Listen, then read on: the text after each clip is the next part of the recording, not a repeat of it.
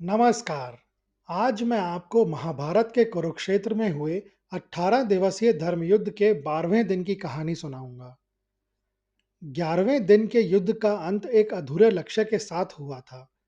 आचार्य द्रोण ने युधिष्ठिर को बंदी बनाने की प्रतिज्ञा तो की थी, लेकिन अर्जुन के गांडीव की टंकार ने उस प्रयास को विफल कर दिया था। दुर्योधन की व्याकुलता और द्रोण की विवशता ने 12वें दिन के लिए एक और भी अधिक क्रूर योजना को जन्म दिया। जहां 11वें दिन केवल रणनीति का खेल था, वहीं 12वें दिन उस रणनीति में शक्ति का संगम होने वाला था। आचार्य द्रोण ने 12वें दिन कौरव सेना को गरुड़ व्यूह में व्यवस्थित किया। इस व्यूह का आकार एक विशाल पक्षी गरुड़ की तरह होता है। द्रोणाचार्य स्वयं इस चक्रव्यूह के मुख भाग पर स्थित थे। दुर्योधन अपने भाइयों के साथ पीठ के हिस्से में था और कृतवर्मा तथा आचार्य कृपाचार्य पंखों की स्थिति संभाल रहे थे। गरुड़ व्यूह अपनी तीव्र गति और आक्रामक प्रहार के लिए जाना जाता है।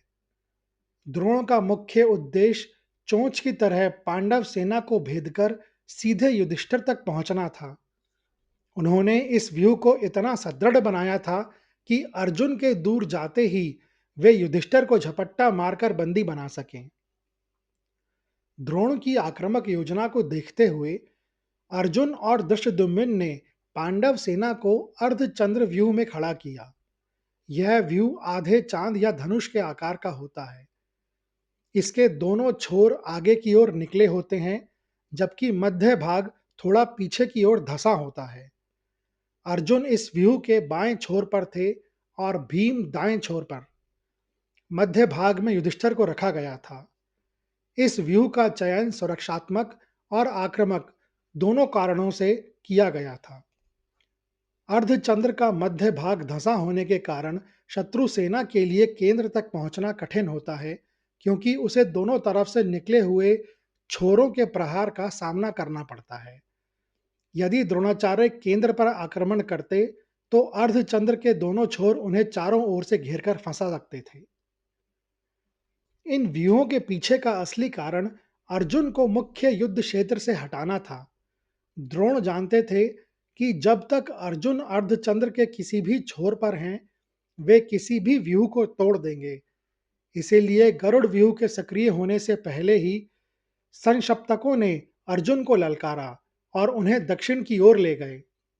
जब अर्जुन संशप्तकों की चुनौती स्वीकार कर दक्षिण दिशा की ओर चले गए, तब पांडव सेना का अर्धचंद्र व्यूह अपने सबसे शक्तिशाली योद्धा के बिना असुरक्षित हो गया। द्रोणाचार्य ने इस अवसर को ताड़ लिया और अपनी गरुड़ व्यूह की पूरी शक्ति से युधिष्ठिर के केंद्र पर प्रहार कर दिया।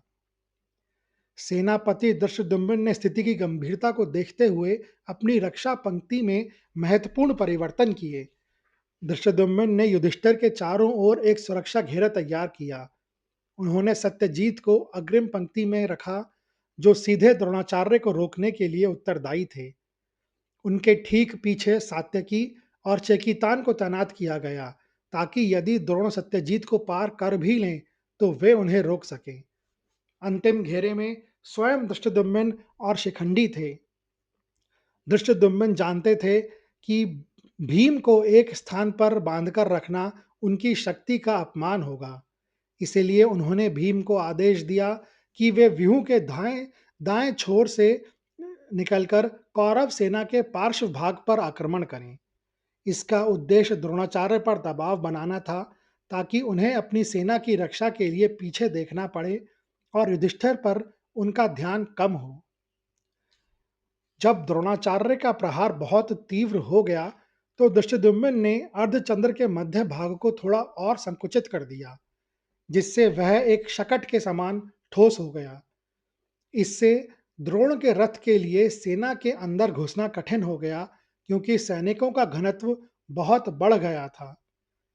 धृष्टद्युम्न ने अपने भाइयों और पांचाल के अन्य राजकुमारों को निर्देश दिए थे कि आज का लक्ष्य विजय नहीं, बल्कि समय की रक्षा है।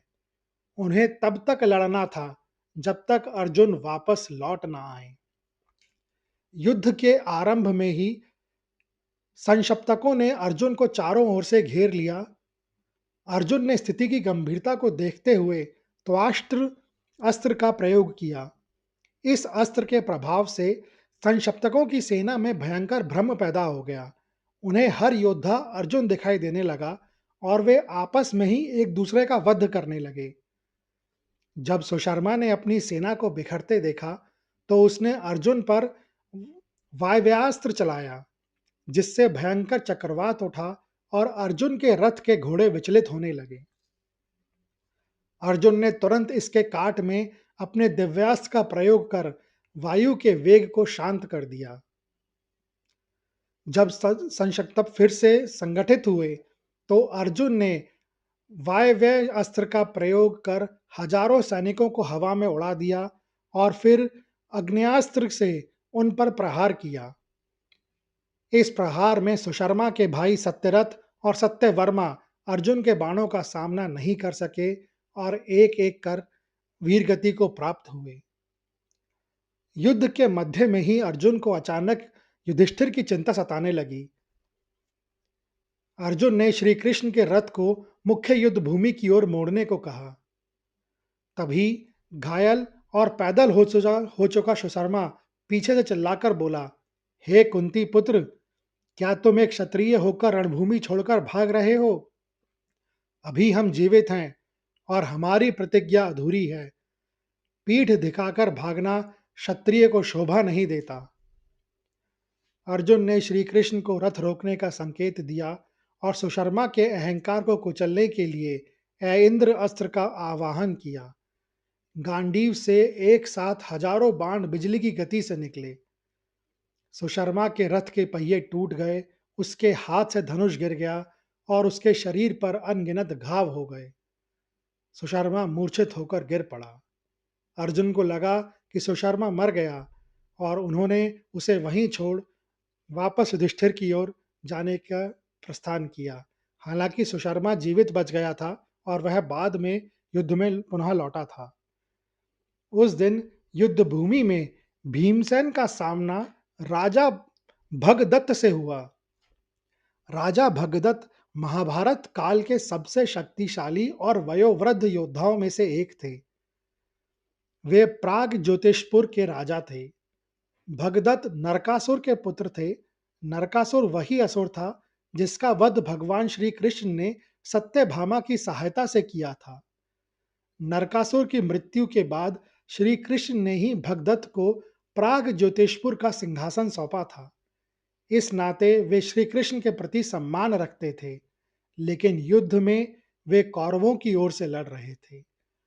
युधिष्ठिर के राज्यसूय यज्ञ में अर्जुन ने अपनी दिग्विजय यात्रा के दौरान भगदत्त को पराजित कर उन्हें कर देने के लिए विवश किया था, जिसका प्रतिशोध लेने के लिए अब उन्होंने दुर्योधन का साथ दिया था। भगदत्त की आयु बहुत ज्यादा थी। कहा जाता है कि वे पांडवों के पिता पांडु के समान समय के योद्धा थे, लेकिन उनकी शारीरिक शक्ति और युद्ध कौशल किसी युवा से कम नहीं था। बुढ़ापे के कारण भगदत्त की आंखों के ऊपर की खाल लटक गई थी, जिससे उन्हें युद्ध में देखने में कठिनाई होती थी। अपनी दृष्टि को स्पष्ट करने के लिए वे अपने माथे पर एक रेशमी पट्टी बांधकर रखते थे, जो उनकी खाल को ऊपर खींचकर रखती थी। भगदत्त को उस समय संसार में हाथियों के युद्ध का सबसे बड़ा विद्वान माना जाता था।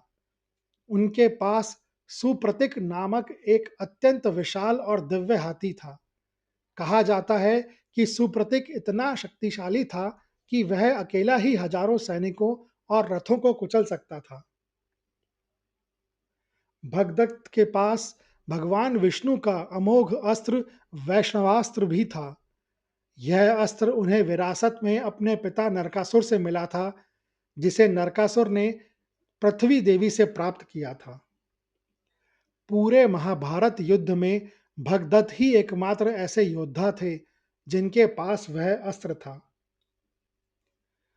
भगदत्त हाथी सुप्रतीक को अपने पैरों के इशारों से नियंत्रित कर रहे थे। हाथी ने अपनी सूंड से रथों को हवा में उछालना और सैनिकों को कुचलना शुरू किया। यह देख भीम ने सुप्रतीक पर बाणों की बौछार की, लेकिन उस विशाल जीव पर उसका कोई विशेष प्रभाव नहीं पड़ा। सुप्रतीक ने क्रोध में आकर भीम के रथ को अपनी सूंड से पकड़ लिया और उसे हवा में लहरा दिया। भीम ने फुर्ती दिखाते हुए रथ से छलांग लगा दी। भीम जानते थे कि हाथी के ऊपर से वार करना कठिन है, इसीलिए वे सुप्रतीक के पैरों के नीचे घुस गए। उन्होंने हाथी के मर्म स्थलों पर अपनी गदा और हाथों से प्रहार करना शुरू कर दिया। हाथी भीम को अपने पैरों के नीचे पाकर व्याकुल हो गया और गोल गोल घूमने लगा। यह देख पांडव सेना को लगा कि भीम हाथी के पैरों तले मारे गए और चारों ओर हा भीम का विलाप होने लगा। लेकिन भीम अत्यंत चतुराई से हाथी के पैरों के बीच से निकलकर सुरक्षित दूरी पर पहुंच गए। जब अर्जुन संशप्तकों को से युद्ध कर वापस लौट रहे थे, तो उन्होंने भीम को संकट में और सेना को भयभीत देखा। उन्होंने अपने रथ को तुरंत राजा भगदत्त की ओर मोड़ दिया।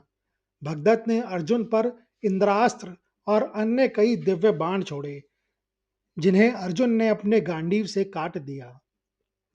जब भगदत्त ने देखा कि साधारण और यहाँ तक कि कोई दिव्य बाण भी अर्जुन का कुछ नहीं बिगाड़ पा रहे, तो उन्होंने परम शक्तिशाली वैष्णवास्त्र का आवाहन किया। भगदत्त ने अपनी अभिमंत्रित अंकुश को वैष्णवास्त्र से युक्त करके अर्जुन की छाती का लक्ष्य बनाकर फेंक दिया। यह अस्त्र अमोघ था और इससे अर्जुन का वध निश्चित था। अर्जुन का कोई भी अस्त्र शस्त्र वैष्णवास्त्र को काट नहीं सकता था। लेकिन तभी भगवान श्री कृष्ण रथ पर खड़े हो गए और उस अस्त्र को स्वयं अपने ऊपर ले लिया। श्री कृष्ण के स्पर्श मात्र से वह प्रलयंकारी अस्त्र एक सुगंधित वैजंती माला बनकर उनके गले में सुशोभित हो गया।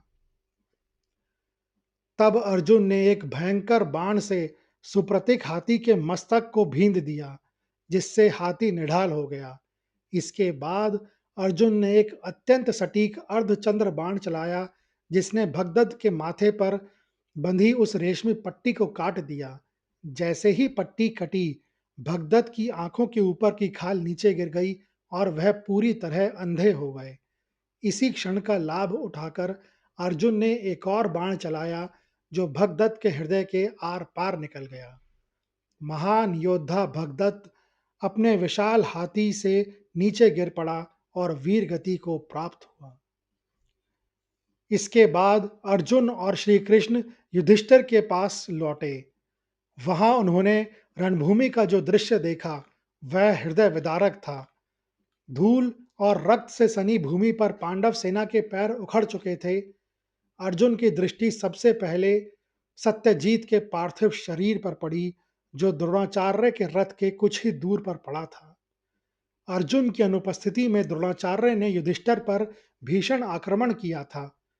सत्यजीत ने अत्यंत वीरता दिखाई थी और द्रोणाचार्य को बहुत देर तक उलझाए भी रखा।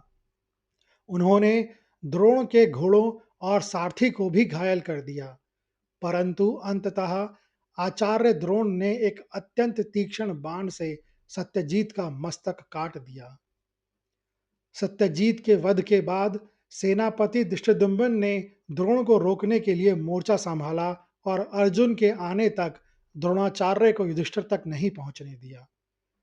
सत्यजीत केवल धृष्टद्युम्न के भाई ही नहीं थे, बल्कि अर्जुन के प्रिय मित्र और शिष्य के समान थे। अर्जुन ने ही उन्हें युधिष्ठिर की रक्षा का भार सौंपा था। सत्यजीत को इस अवस्था में देखकर अर्जुन की आंखें क्रोध से लाल हो गईं। अर्जुन ने सीधे द्रोणाचार्य के रथ की ओर रुख किया। उन्होंने गुरु द्रोण को संबोधित करते हुए ऊंचे स्वर में कहा, आचार्य, आपने सत्यजीत का वध करके गुरु शिष्य की मर्यादा को चोट पहुंचाई है। अब आप मेरे गांडीव के वेग का सामना करने के लिए तैयार हो जाइए। अर्जुन ने द्रोणाचार्य को उत्तर देने का भी अवसर नहीं दिया। उन्होंने एक साथ 7 बाण छोड़कर द्रोण के ध्वज को काट दिया और अगले ही क्षण उनके सारथी को घायल कर दिया। द्रोणाचार्य अर्जुन के इस रूप को देखकर चकित थे। उन्हें लगा था कि संशप्तक अर्जुन को सूर्यास्त तक उलझाए रखेंगे, लेकिन अर्जुन का इतनी जल्दी वापस आना उनकी पूरी योजना पर पानी फेर चुका था। इसी के साथ उस दिन का युद्ध समाप्त हो गया। 12वें दिन के युद्ध के बाद कुरुक्षेत्र की रणभूमि शांत तो हो गई थी, लेकिन दोनों पक्षों के शिविरों में मानसिक उथल-पुथल चरम पर थी। जहां एक ओर पांडव थोड़ा राहत महसूस कर रहे थे, वहीं कौरव खेमे में भारी हताशा और अगले दिन के लिए एक भयानक साजिश रची जा रही थी। कौरवों का शिविर उस रात मातम और कलह का केंद्र बना हुआ था। राजा भगदत्त जैसे अति महारथी का वध दुर्योधन के लिए एक बहुत बड़ा आघात था। भगदत्त की मृत्यु का अर्थ था कौरव सेना की उस गज शक्ति का अंत, जो पांडवों के लिए सबसे बड़ी चुनौती थी।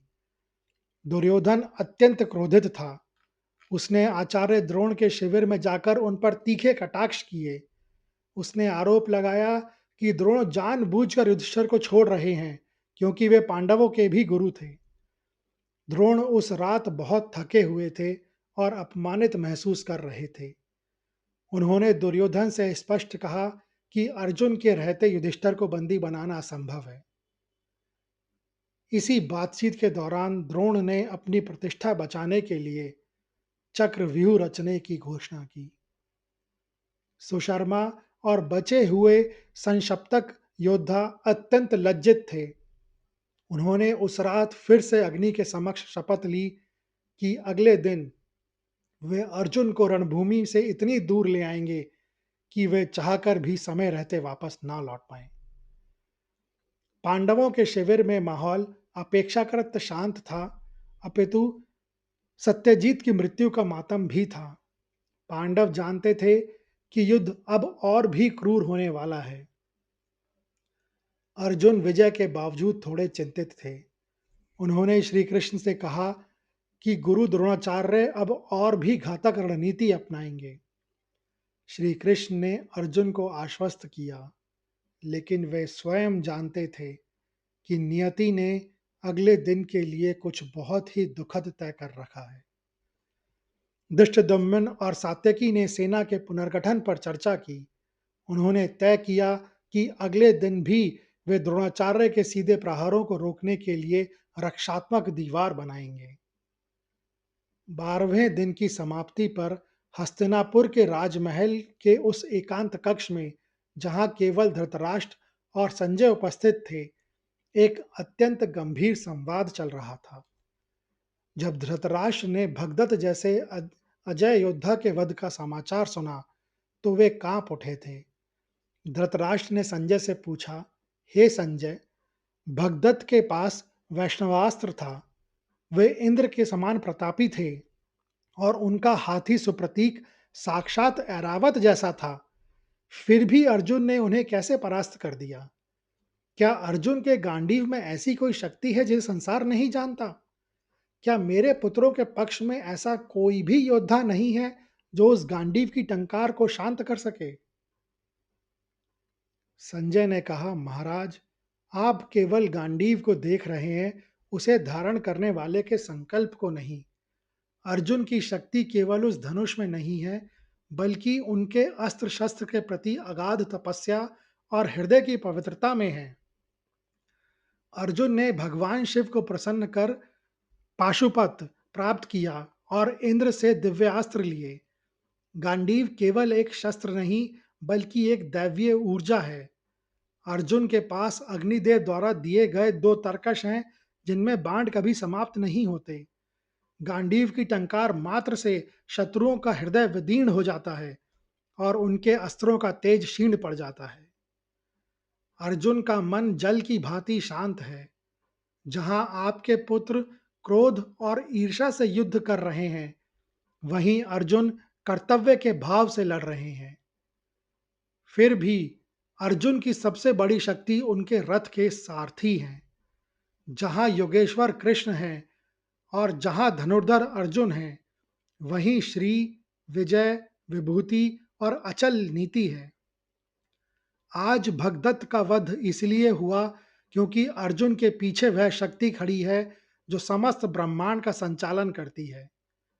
जब भगदत्त ने वैष्णवास्त्र चलाया तो स्वयं नारायण श्री कृष्ण ने उसे अंगीकार कर लिया। आप गांडीव से डर रहे हैं, जबकि आपको उस रणनीतिकार से डरना चाहिए जो अर्जुन के रथ की बागडोर थामे हुए है। संजय की वह बात सुनकर धृतराष्ट्र निरुत्तर हो गए। यह कहानी सुनने के लिए धन्यवाद। मैं युद्ध के 13वें दिन के वृत्तांत के साथ आने वाले शुक्रवार को उपस्थित होऊंगा। अगर आपको यह कहानी अच्छी लगी हो तो कृपया इस वीडियो को ज़्यादा से ज़्यादा लोगों के साथ शेयर करें, लाइक करें व चैनल को सब्सक्राइब करें। कमेंट्स बॉक्स में लिखें जय श्री कृष्ण।